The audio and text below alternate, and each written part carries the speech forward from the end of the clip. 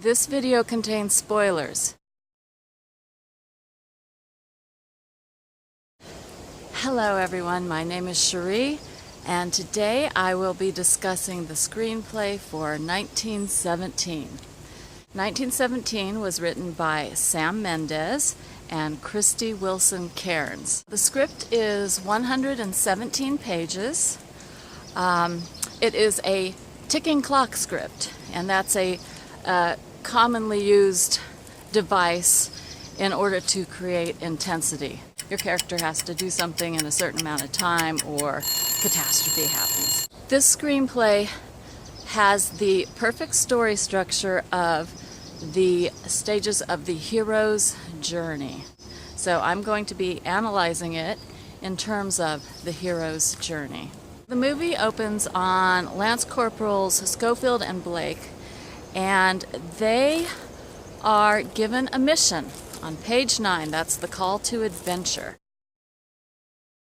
Their mission is to deliver a message, a do not attack message, to a different troop who is going to attack the next morning. Unbeknownst to them, it is a setup, and they are walking into a trap. So in order to save 1,600 men, one of those is Blake's brother, they need to get this message to that troop as soon as possible.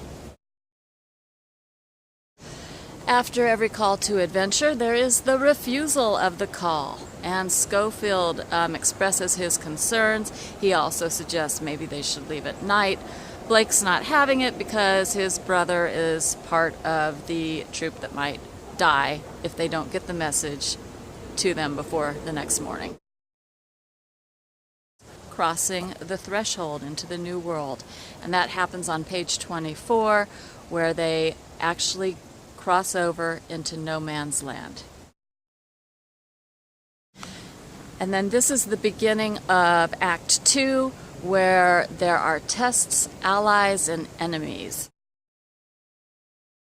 The tests include the abandoned booby-trapped bunker.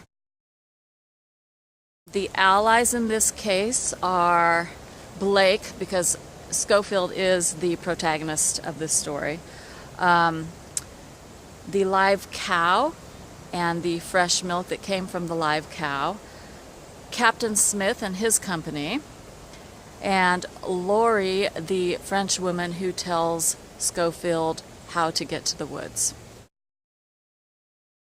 Enemies! The enemies are the rats, especially one rat in particular, as well as the Germans, the German sniper, the German pilot, and the German soldiers. You could also say that the rapids and the waterfall are an enemy when Schofield's in the river.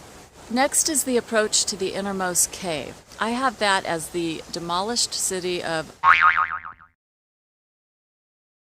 the ordeal. Schofield must escape, and he does that by plunging into the river. The reward is when Schofield reaches the Devonshire Regiment in the woods. He makes it. Next comes the road back, the last leg of the journey. Schofield has to try to find Colonel Mackenzie to deliver the message. The next step is the resurrection, where the hero has his final and most dangerous encounter with death.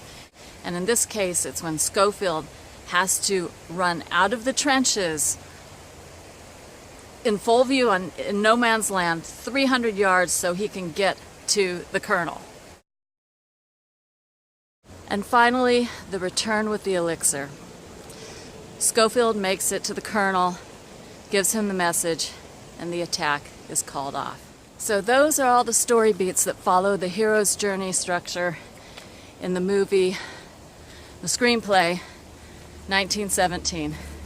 Now, the one beat that I thought was missing from the hero's journey was the meeting with the mentor. Usually the mentor is like a wise old wizard and gives them something that the hero can use later on. You could say it's when they are given the mission and they are given the flashlights and the rations and the map. But the map is useless halfway through when it's covered in blood, and the flashlights help them when they're in the bunker, but that was a trap. And the rations he tries to use to help the baby that the French girl is keeping, but you know, the baby can't eat that stuff. Luckily he had the milk from the cow, but the cow wasn't the mentor. So you know, I